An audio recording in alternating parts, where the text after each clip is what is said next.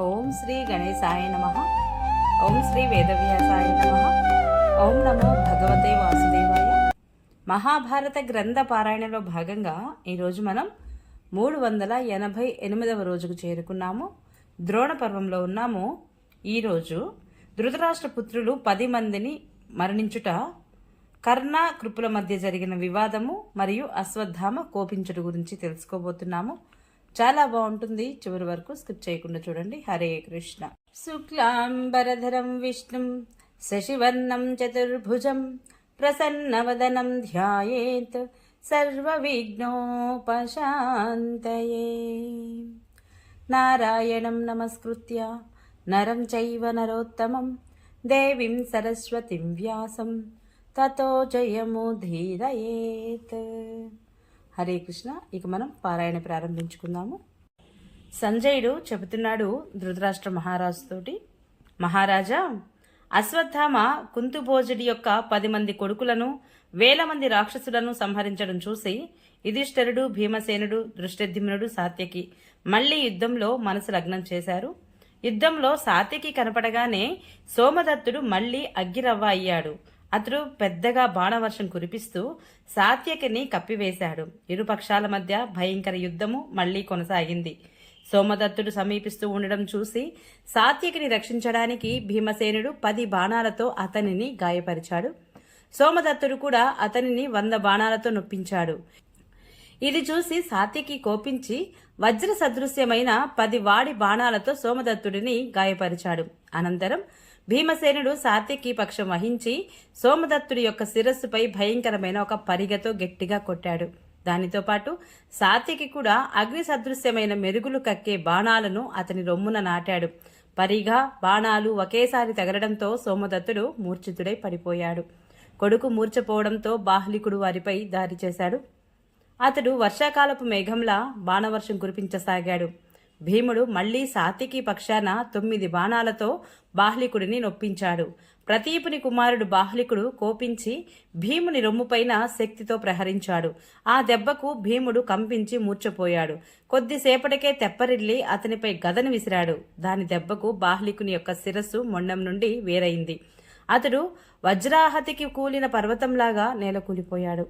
బాహ్లికుడు చనిపోయాక మీ పుత్రులు నాగదత్తుడు, దృఢరథుడు, మహాబాహువు, అయోభుజుడు, దృఢుడు, సుహస్తుడు, విరజుడు, ప్రమాథి, ఉగ్రుడు, అనుయాయి అనే 10 మంది బాణాలతో భీమసేనుడిని బాధించసాగారు.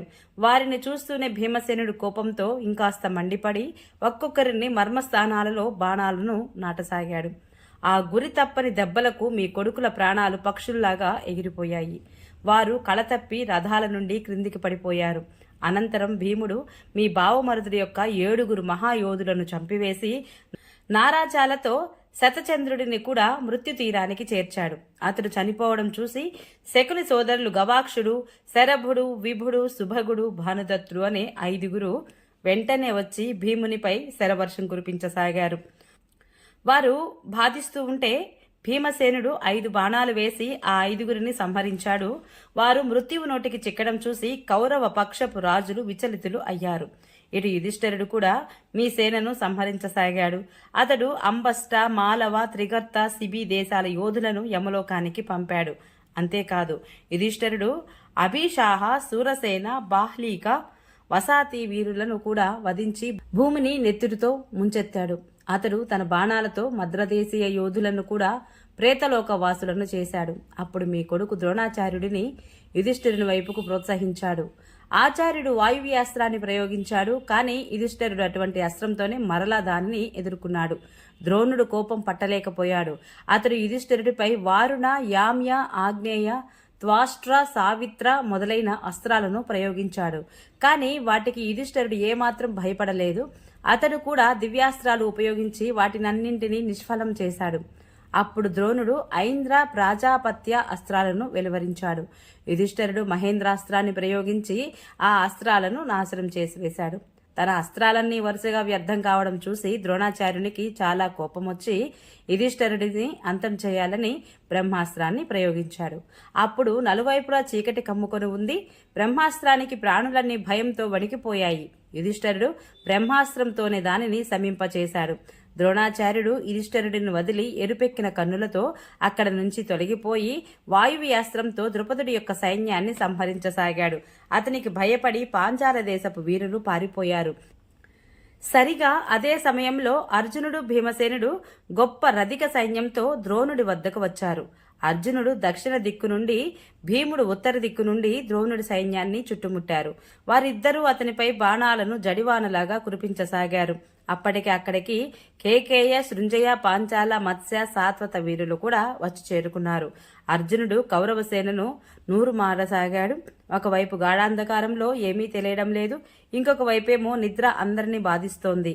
అందుకని మీ సైన్యము అప్రతిహతంగా నాశనమవుతోంది.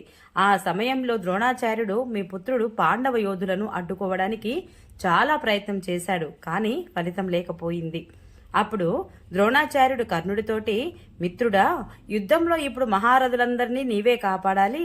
ఈ పాంచాల, కేకేయ, మత్స్య, పాండవ మహాయోధులందరూ కూడా మనలను చుట్టుముట్టి ఉన్నారు అన్నాడు.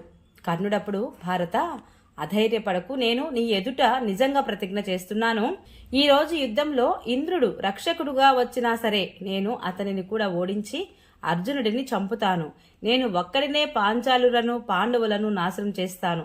పాండవులలో అందరికంటే బలవంతుడు అర్జునుడు కనుక అతనిపైనే ఇంద్రుడిచ్చిన శక్తిని ప్రయోగిస్తాను. అతడు చనిపోయాక మిగిలిన నలుగురు అన్నదమ్ములు నీకు లొంగిపోతారు లేదా అడవులకు పారిపోతారు. కురురాజా, నేను బ్రతికి ఉన్నంత వరకు నీవు దుఃఖించకు. ఇక్కడ గుమికూడిన పాంచాల, కేకేయ వృష్ణి వంశీయులతో సహితంగా పాండవులందరినీ ఒంటరిగానే గెలుస్తాను. వారి ధ్వజాలను నా బాణాలతో ఎగురుకొట్టి ఈ భూమండలమంతా కూడా నీకు స్వాధీనం చేస్తాను అని ధైర్యం చెప్పాడు కర్ణుడు. కర్ణుడు ఇలా అనగానే కృపాచార్యుడు నవ్వి, బాగు కర్ణ, నీవు గొప్ప వీరుడివి. మాటలు పేర్చడంలోనూ పనులు పూర్తయితే నిన్ను పొందిన కురురాజు దిక్కుగలవాడయ్యాడు.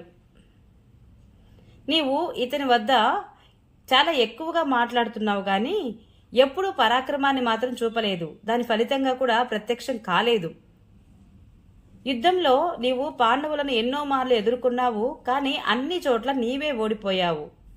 కర్ణ, అవునా కాదా? గంధర్వులు దుర్యోధనుని బంధించి తీసుకొని పోతున్నప్పుడు సైన్యం అంతా యుద్ధం చేస్తూనే ఉంది. నీవు ఒక్కడివి మాత్రము అందరికంటే ముందుగా పారిపోయావు. ఇక విరాట నగరంలో కూడా కౌరవులు అందరూ కూడి ఉన్నారు. అక్కడ అర్జునుడు ఒక్కడే అందరినీ ఓడించాడు. నీవు కూడా నీ తమ్ములతో పాటు ఓడిపోయావు. ఒంటరిగా అర్జునుడిని ఎదిరించడానికే నీకు శక్తి లేదు. అయినప్పుడు కృష్ణుడితో సహితంగా పాండవులందరినీ జయించే సాహసం ఎలా చేస్తావు? సోదరా, మాట్లాడకుండా యుద్ధం చెయ్యి. నీవు బడాయి మాటలు బాగానే విసురుతున్నావు. మాట్లాడకుండా పరాక్రమం ప్రదర్శించడమే సత్పురుషుల లక్షణము. అర్జునుడి యొక్క బాణాలు నీ మీద పడనంత వరకు మాత్రమే ఇలా వదులుతూ ఉంటావు నీవు. అతని బాణాలకు గాయపడితే అప్పుడు ప్రగల్భాలన్నీ మరిచిపోతావు. క్షత్రియులు బాహుబలంలో, బ్రాహ్మణులు వాక్కులలో సూర్యులు, అర్జునుడు ధనస్సు తిప్పడంలో సూర్యుడు కాని కర్ణుడు మాత్రము మాటలతో కోటలు కట్టడంలో సూర్యుడు. తన పరాక్రమంతో శంకర భగవానుడిని కూడా సంతుష్టిపరిచిన ఆ అర్జునుడిని ఆహా, ఎవరు కొట్టగలరు అన్నాడు. కృపాచార్యుని యొక్క మాటలు విని కర్ణుడికి రోషంతో, వర్షాకాలపు మేఘాల వలె సూర్యులెప్పుడు గర్జిస్తూనే ఉంటారు. భూమిలో విత్తిన గింజలలాగా అవి శీఘ్రంగా ఫలితాలను కూడా ఇస్తాయి. అయ్యవారు, నేను గర్జిస్తూ ఉంటే తమరికేమిటి నష్టము? కృష్ణ సాత్యకులలో పాటు పాండవులందరినీ వధించి నిష్కంటకమైన ఈ మహీరాజ్యాన్ని దుర్యోధనుడికి ఇచ్చివేసినప్పుడు నా గర్జనకు ఫలితం చూద్దువుగాని అన్నాడు. కృపాచార్యుడప్పుడు, సూతపుత్ర, నీ ఇచ్చకాలపై ప్రలాపాలపై నాకు నమ్మకం లేదు. నీవు ఎప్పుడూ శ్రీకృష్ణుడిని, అర్జునుడిని, యుధిష్ఠిరుడిని తిడుతూనే ఉంటావు. యుద్ధంలో కుశలుడైన కృష్ణార్జునుడు ఉన్న పక్షానికే విజయం నిశ్చయము. దేవతలు, గంధర్వులు, యక్షులు, మనుష్యులు, సర్పాలు, రాక్షసులు కూడా కవచం తొడిగి యుద్ధానికి వచ్చినా సరే వారిద్దరిని జయించలేరు. ధర్మపుత్రుడైన యుధిష్ఠిరుడు బ్రాహ్మణ భక్తుడు, సత్యవాది, జితేంద్రియుడు. గురువులను, దేవతలను గౌరవించేవాడు, సదా ధర్మపరాయణుడు. అస్త్ర విద్యలలో విశేష పాండిత్యం కలవాడు, ధైర్యవంతుడు, కృతజ్ఞత కలవాడు. అతని తమ్ముళ్ళు కూడా బలవంతులే. అస్త్ర విద్యలలో సాధన చేసిన వారందరూ బుద్ధిమంతులు, ధర్మాత్ములు, యశస్సులు. వారి బంధువులు కూడా ఇంద్రునితో సమానమైన పరాక్రమం కలవారు. వారి పట్ల ప్రేమ ఉన్నవారు కాబట్టి పాండవులు ఎప్పటికీ నశించిపోరు. భీమార్జునులు తలుచుకుంటే తమ అస్త్రబలంతో దేవాసుర, మనుష్య, యక్ష రాక్షస భూత నాగ గణాలతో పాటుగా ఈ సంపూర్ణ జగత్తును నాశనం చేయగలరు. యుధిష్ఠిరుడు కూడా రోషదృక్కులతో చూస్తే చాలు ఈ భూమండలాన్ని అంతటినీ భస్మం చేసి వేయగలడు. అపరిమిత బలవంతుడైన శ్రీకృష్ణుడు ఎవరి పక్షాన కవచధారణ చేయడానికి కూడా సిద్ధంగా ఉన్నాడో ఆ శత్రువులను జయించే సాహసం నీవు ఎలా చేయగలవు అని నిలదీశాడు కృపాచార్యుడు.